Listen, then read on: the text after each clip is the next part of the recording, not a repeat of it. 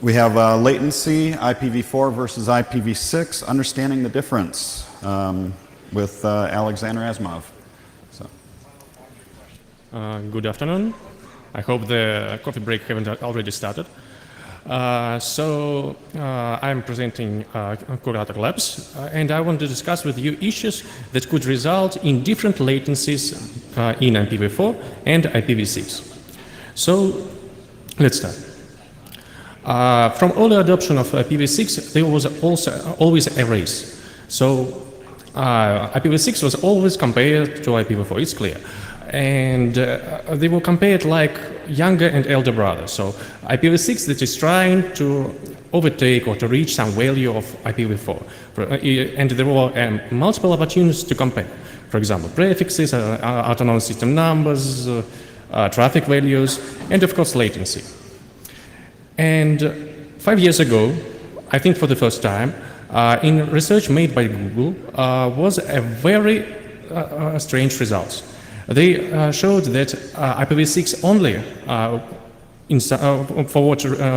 for some reason, works faster than IPv4. I was very surprised to see this article, and I've decided that Google, haha, you have a route leak and you don't see it. It was okay as an explanation because there are thousands of route leaks that are on the wild and they are online while we are speaking. But 2 years later,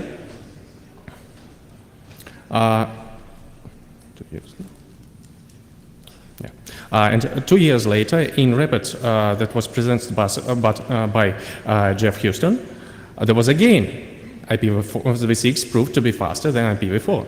And there was a timeline, and of course, both cases could be explained by route leaks. But I could hardly imagine that Jeff haven't checked his results, and there was no trace routes. So here I had a problem. So as soon as we keep to imagine IPv6 graph as a subgraph of IPv4, the latency of IPv6 should not be less than the latency in IPv4. And so here we have an unsolvable conflict in logic. There is only one explanation. Something very funny is happening with IPv6 graph.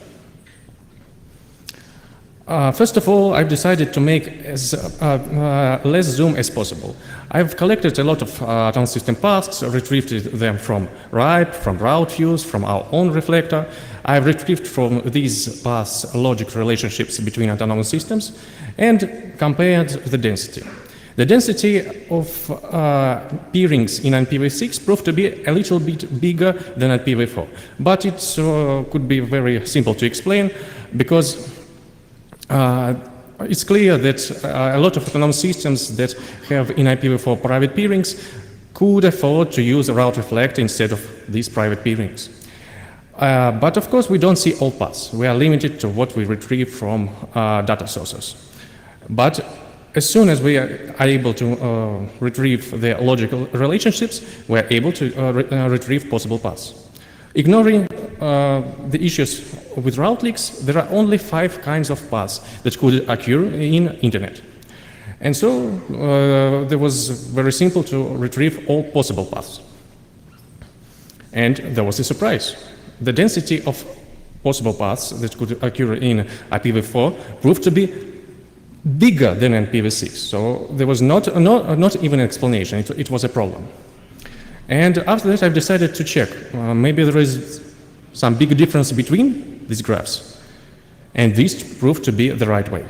The difference between IPv6 and IPv4 graph is about 50%. So the previous measurements that were comparing latency were not comparing latency in the same graph for different protocols. They were comparing different graphs. And it was very interesting results. You see, next, because the graphs are very different, the difference for latency in IPv6 and IPv4 will greatly differ from one autonomous system to another. And here I got a challenge to make a measurement that will give me results about global changes in latency for different autonomous systems. And it's a very difficult task, maybe unsolvable. And I think there are only opportunities to use RIPE Atlas and tons of credits. But I'm a lazy guy, and I decided that I will not compare latency, but I will use some value that corresponds to latency. And for such value, I've chosen connectivity.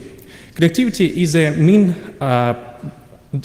length of ice paths, of course ignoring prepend values, and as far as I'm concerned, it should correspond latency and could give results with good precision. So with this function, I was able to compare graphs. And first of all, I've decided to find out what autonomous systems have increase of connectivity and increase of latency in IPv6 compared to IPv4. And here was no surprise.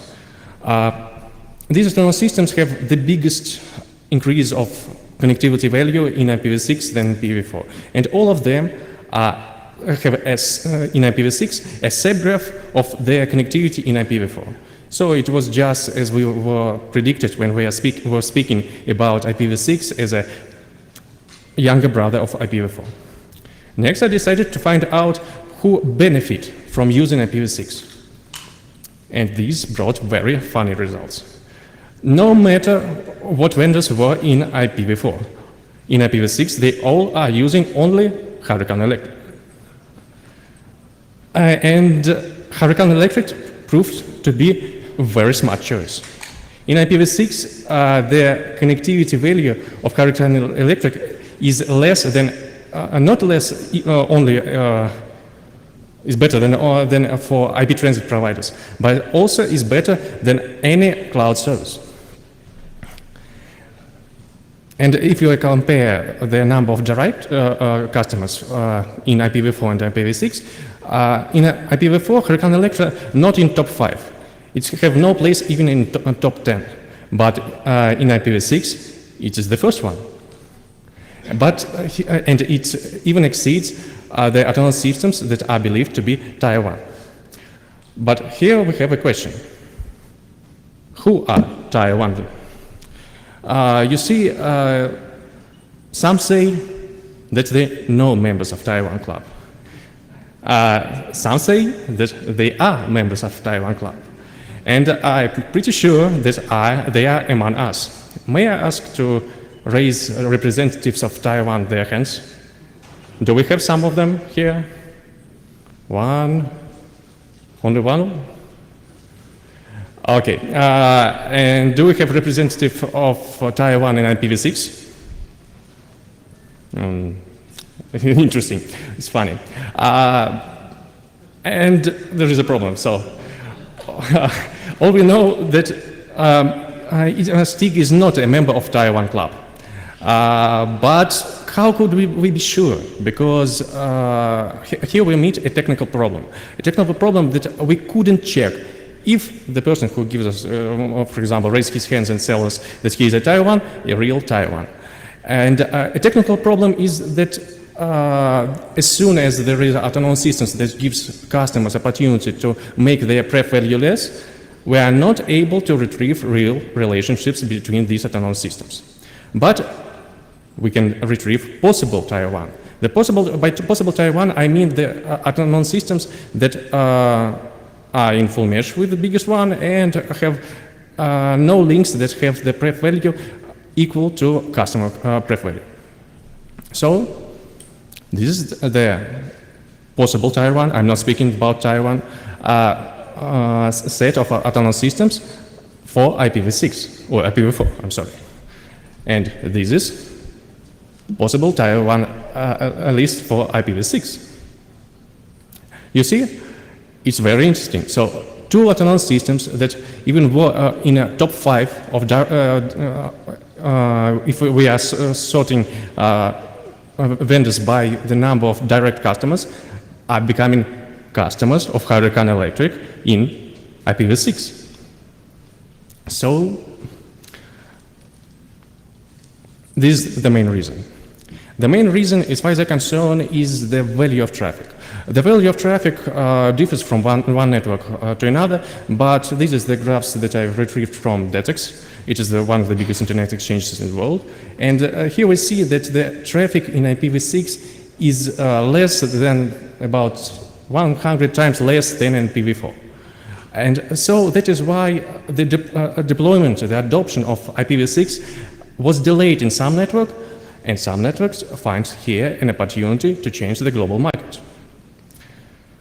And I think it's very promising news, because if I'm speaking about Internet of Things, I would not like to see the Internet of rules. I still want to see the Internet as the Internet of cooperation and competition. And the opportunity to change the Tier 1 club, the closed club, that proved to be unchanged for, I think, a decade, is very interesting. You also must keep in mind when you make any measurements and you're comparing latency between IPv4 and IPv6, you must keep in mind that you are comparing two different graphs. You are not comparing the way how packets go through one graph. And I think that with growth of value of IPv6 traffic, the difference will become less. But of course, while it will become less, the graphs will interfere. They will affect each other. And who will be the origin and who will be the copy? This is the next question that we will see, and we will see the answer, I think, during next decade. Thank you for listening.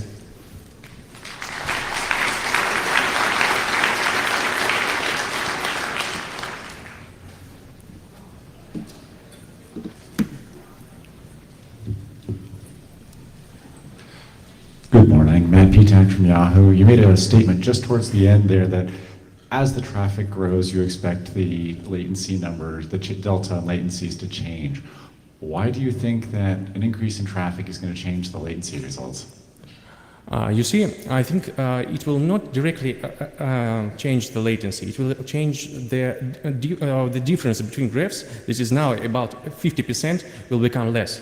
As soon as the graphs will become similar, the latency will become similar too.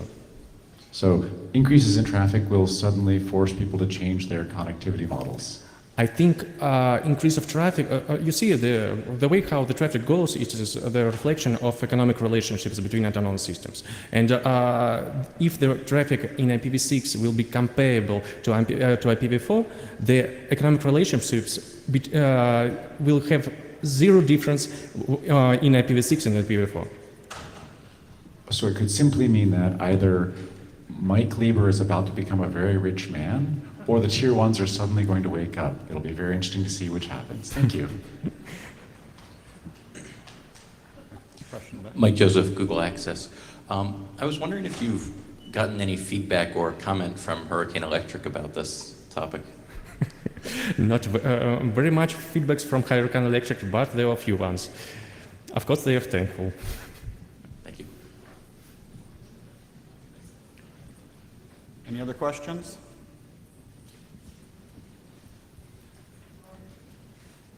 Okay, we're at break time now. Sessions will resume at 4:30. Thank you.